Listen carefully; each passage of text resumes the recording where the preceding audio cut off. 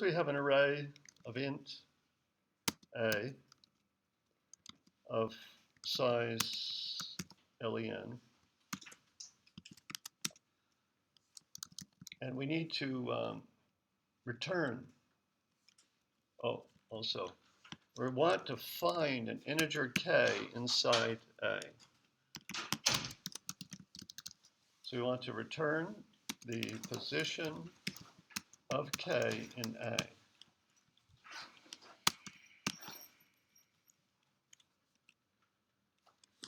So the search function has three arguments, as the array A and its length, len, then some number k.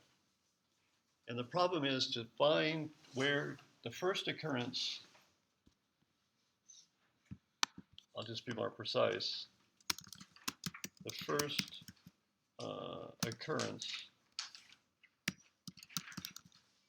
occurrence of k in A.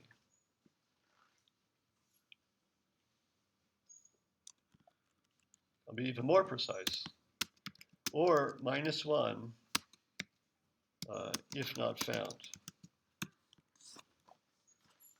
That's what it is.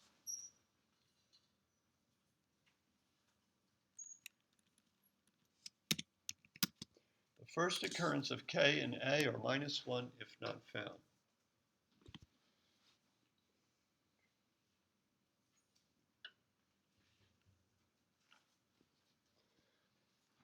So we create some sample data first. This is our test-driven development model we're following. So an array A set equal to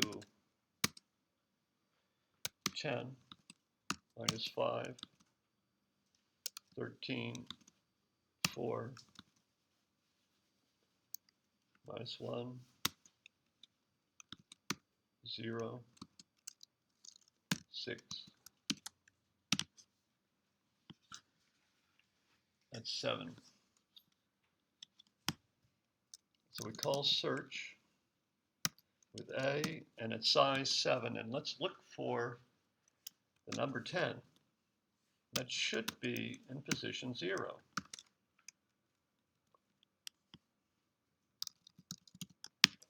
So when search returns, when we pass these arguments into search, we're asking it to find the first occurrence of 10 in A, return its position. Its position, it's the first element in A, so it should return a position of 0. There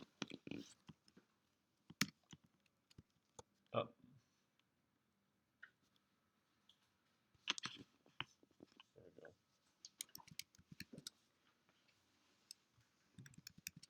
So we get lots of test code here. So if we're looking for, -100, that's not in A, so it should return a -1.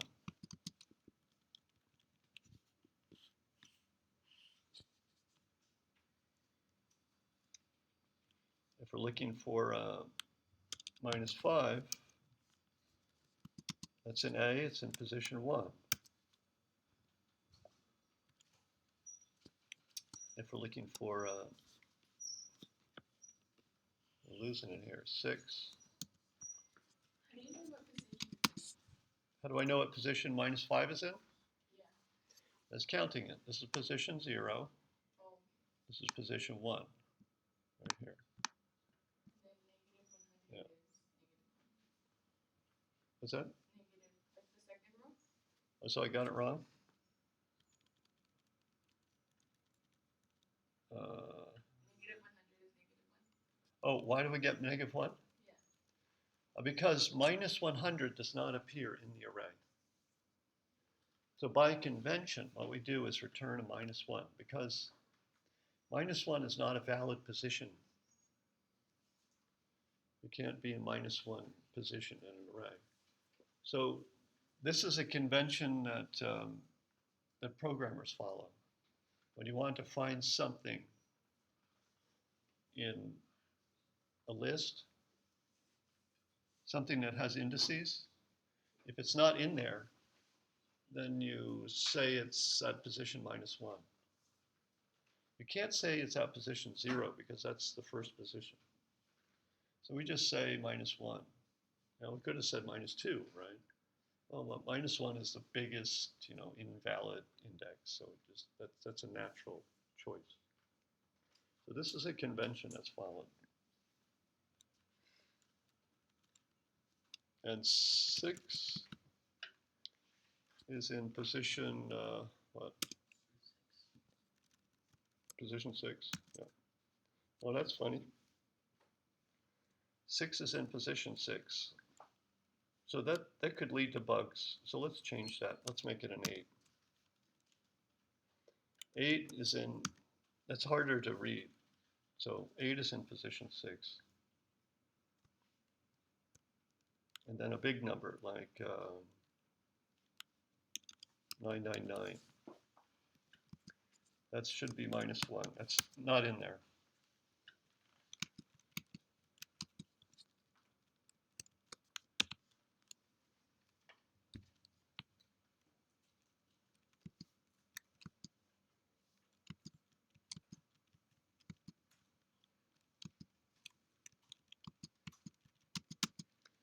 Look how neat that is. This one's not quite synced up.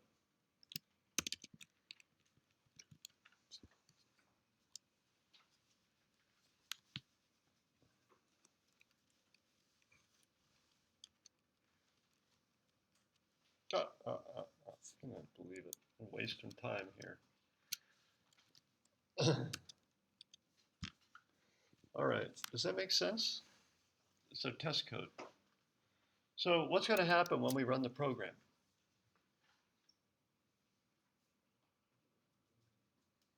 Should fail. Insertion in line 15 should fail. Because we're returning a 0. It's just a stub called a program stub, function stub. Well, the first one we're testing for a return of 0, so it'll pass through that test, that assertion. But the second assertion in line 15, it'll fail that assertion because the function evaluates to 0 in all cases right now. We didn't do the work yet. I mean, we didn't implement the function yet. So in this line 15, what I have highlighted right there gets replaced by 0. That's what the function returns. So that's what I have highlighted. You can think of it as being replaced by a 0. That 0 becomes the left-hand side of that equality, a comparison operation. So 0 does not equal -1. The assertion, we're passing false to assert, so assert will terminate the program.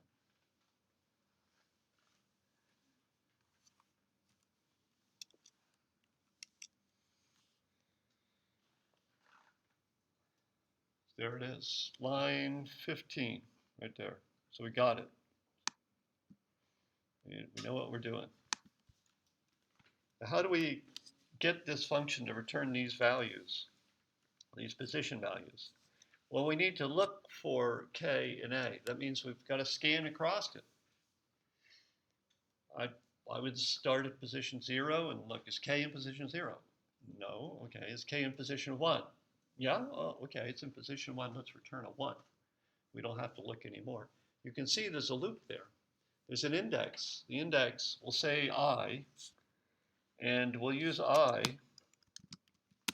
initialize it to 0. It will just we'll look at A of I.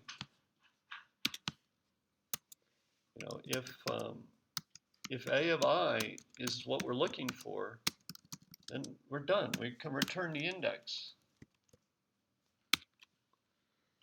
See, we start with I equaling 0 and we let it go to 1 and a 2 and a 3 like that. And if for any value of those i's that we scan across, if one of them gives us a k, then I is the position of k and A. We're going to turn this into a loop. So we start with I0. Now I needs to be kept less than length. We increment I after each pass through the loop.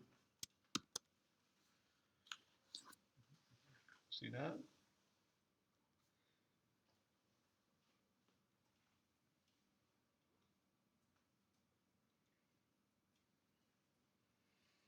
But there's something missing in there. What's missing in that function? Just a little detail it's missing. Anyone see that?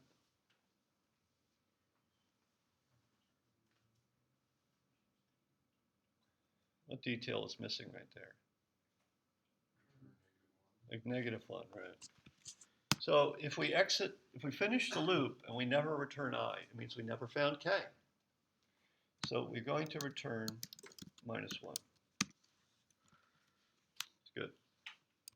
That should give it to us. And we get all tests passed.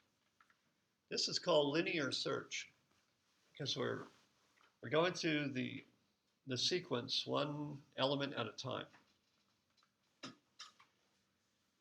You know, if it takes 1 millisecond to examine one element and increment the index, then it'll take, you know, approximately 1,000 milliseconds to do that in an array of size 1,000. So the amount of work that you do increases proportionately to the size of the sequence. It's a linear relationship. If it takes, X amount of time to process an array of one element, it'll take approximately 100 times X amount of time to process an array of 100 elements. So the time required to execute the algorithm is just a multiple of the number of elements in the array. So we call it a linear algorithm. And so we say this is a linear search.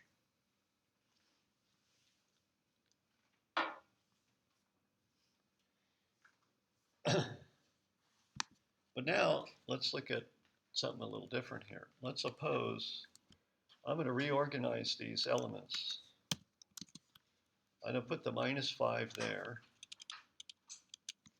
I'll put the -1 here. I'm sorting. Okay, I'm going to put them in sorted order.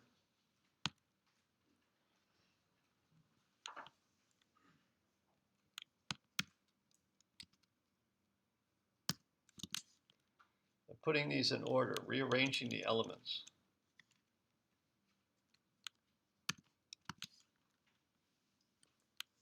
Okay, we put them in order. The test code it's going to work a little differently, right? So 10 is going to be in position 5. -100 is still not there, so it's -1. -5 is now position 0. 8 is in position 4. 999 is still not there, it's -1. So we could use linear search for this list, but we can go faster. Imagine, let's suppose that you had these numbers. Let's suppose you had 1 million numbers. And we can just do this, no problem, right? We can look at the list. What if you had 1 million integers that were in sorted order, in increasing order, and I asked you to find, 983,619. Tell me give me the position of that in that list of 1 million numbers. What would you do? Would you look at the first number and then the second number and then the third? No. You'd say, well, let me jump into the middle. And is the number I'm looking for less than that midpoint or higher than the midpoint? Oh, it's higher than the midpoint? Oh, okay. So I'll eliminate the first half of that 1 million long sequence and just focus on the 500,000 numbers that are in the second half. That's still pretty big, 500,000. So I'm going to do the same thing. I'm going to find the midpoint of that 500,000 element long list and say, well, is the number I'm looking for less than or greater than that midpoint? And then I keep having the range until it gets small. and then I find it that way. So that's a lot faster. That's called binary search. Binary means two. So you're cutting something into two. You're taking a big problem and you're cutting it into two pieces. And decide which piece I can discard, which piece that I need to work with, like that. So that's called binary search.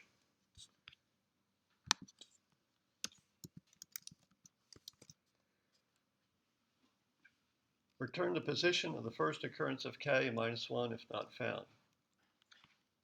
I'm not going to call it first occurrence anymore. I'm going to just say return the first position of k in A. I'm not going to guarantee it's the first occurrence. Just some occurrence.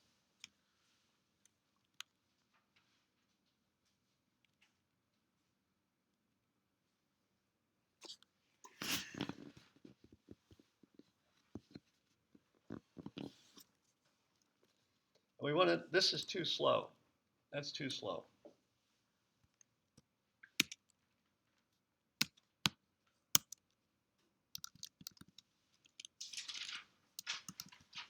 We don't find it, we'll return minus 1. Yeah, let me leave that out for now. So how do we do this? Well, just the way I said it, we have to have a loop. And in the loop, we keep cutting the range in half. So the range, we need to define the range, we use a start index and an end index. So I'll use S, which we'll set to 0, and E for the end index, which will be length minus 1. So that defines this range. And then we're going to calculate the midpoint and say, well, is it in the upper half or the lower half? If it's in the upper half, then the start index is going to move it up to the midpoint. So we use a loop. We're not going to use a for loop because a for loop is for a linear operation normally.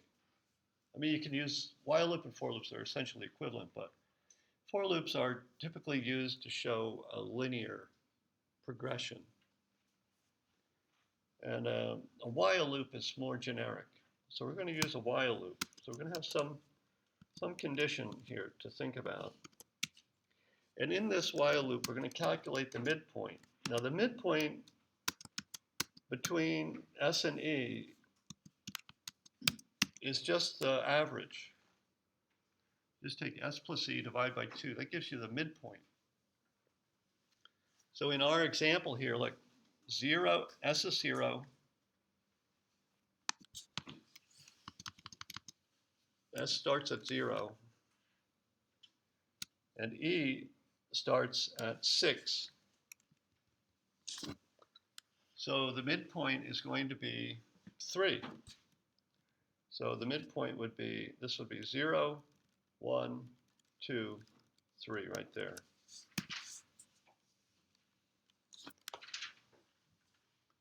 And it's the exact midpoint because we have a sequence that's odd number of elements. But if we had an even number of elements, we wouldn't get the exact middle point. We would just be a little shy of the exact middle because the exact, we were looking at integer indices.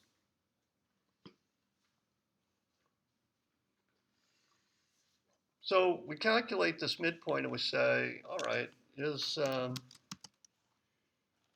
the value k that we're looking for, is it less than that midpoint? Is it less than the value at the middle index?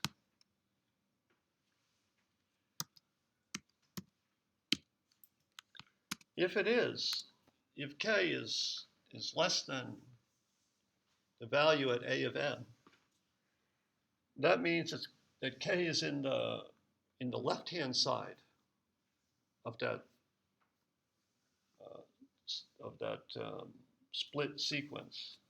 So we've got to bring E down. Like we're going to bring it down to m minus 1. We don't need to bring E down to m because we compared, so we compared k here. We compared k to 4. I said, well, it's less than 4. K is less than, see 4 here, 4 right there, you see it? That's A of m. And k, in the case that k is less than a of m, that means k is less than 4 in this little example. That means e, we can set e to the position where 0 is here. Because we don't have to look at m. We're going to toss out the first half. We know that k can't be in there, but it can't be 4 either because it's less than 4. So we can toss this out. We know we're eliminating that part of the sequence. So we'll set e to m minus 1.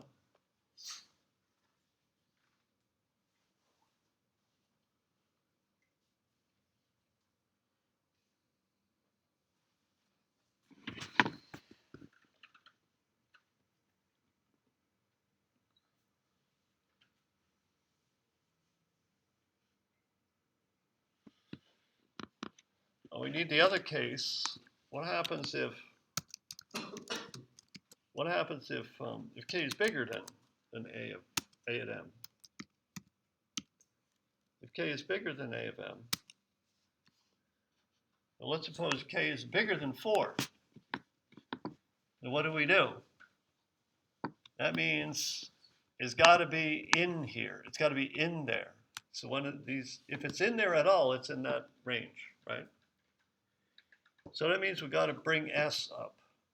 E is where it needs to be, but s is too small. We got to bring s up to where 8 is there. So we're going to bring s up to m plus 1.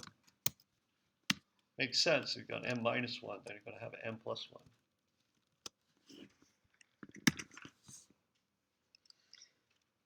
Let's suppose that k is neither less than a at m nor greater than a of m. What do?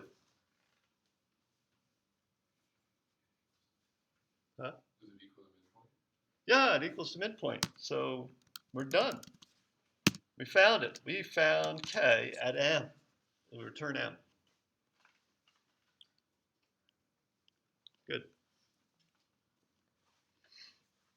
So there's 3 cases. Either it's less than the value at the midpoint, greater than the value at the midpoint, or equal to the value at the midpoint. If it's equal to the value at the midpoint, we found it at the midpoint m. So we return m. We're supposed to return the position of k, see? We found it. The position of k is m.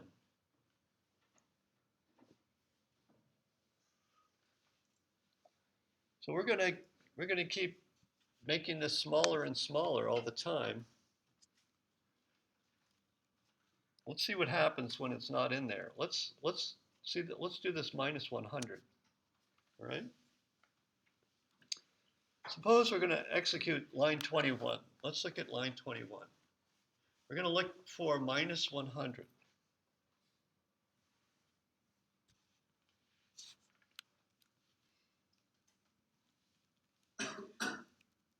You know, maybe, yeah, minus 100 is okay. Let's look at that one. So we start the algorithm here, and we calculate the S starts at 0, E starts at 6, and M is the midpoint 3. Remember, S, M, and E, those are indices. They're not values. Those are indices. So we compare 4 with minus 100. That means, and then, well, minus 100 is less than 4. So E has to be placed there.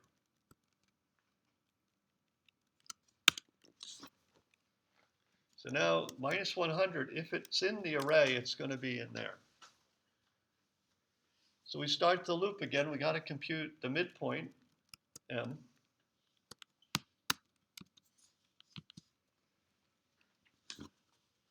Then we compare minus 100 to minus 1. Minus 100 is less than minus 1. So we set E to M minus 1. That means E is going to sit right on top of S. E and S are the same value now. We got to keep the loop going because we got to look at the value at this E or S. So we compare minus 100 to minus 5. It's not equal. Minus 100 is less than minus 5. Minus 100, k is minus 100, is less than a of m, because a of m is minus 5. That means we're going to set e to the midpoint minus 1. That means e now gets set to, minus 1. S is 0. So this is the point where we know we don't need to look anymore because we don't have a range anymore. It's not a range of size 1 or larger. It's not, doesn't define a range because E should be greater than or equal to S. So we're done. That's when we finish looking. So but we're going to keep looking as long as S is less than or equal to E. We're going to keep looking, and as soon as that relation there fails, then we're done. It could have been that we were moving S up and then S passes E. We could do it like that.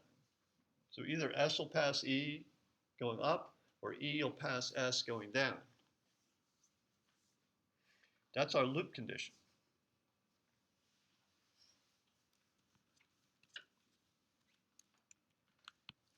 Well, let's suppose we get to this point where the loop condition fails because we're looking for minus 100. What do we do now? We finish the loop, right? We return minus 1. Yeah. If we finish the loop, because the loop has return m inside it. When we find k at m, we return m right there. So we get out of the loop here. But if we never hit this point, it means we never found k. So we terminate the loop and we return minus 1. So let's check. We've got the test code already written. Just got to take out this stuff so it compiles.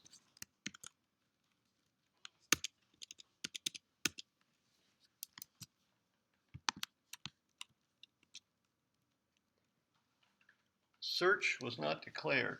Well, I changed the name to binary search.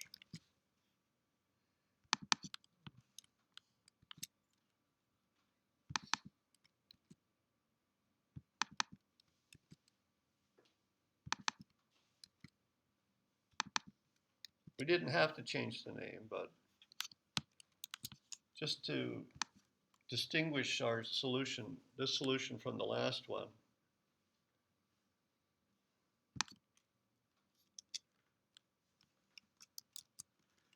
All tests passed, we got it. That's binary search. This is a non-linear algorithm. It doesn't go one after another. It's a lot faster. Let's suppose you had 1,024 items in the array. That's 2 to the 10, see? 2 to the 10 power is 1,024. Now see, the range that you're looking at, each time we cut it in half. So in the worst case, when we don't find a value in the array, we're going to cut 1024 in half 10 times till we get to a range of 0 length. So the execution speed of this algorithm is proportional to the log of the array size. It's a lot faster than being proportionate to or proportional to the size of the array. So in linear search, you got to do 10,024 checks for an array of size 1024. But for binary search, you only have to do 10 checks. And it gets, worse. I mean, if it's a billion items, and you got to do a billion checks for linear search, but for binary search, you have to do 20 checks. 20 checks versus a billion, that's a big difference, right? So, binary search is immensely more efficient than linear search. When the size of the array gets large, binary search stays fast.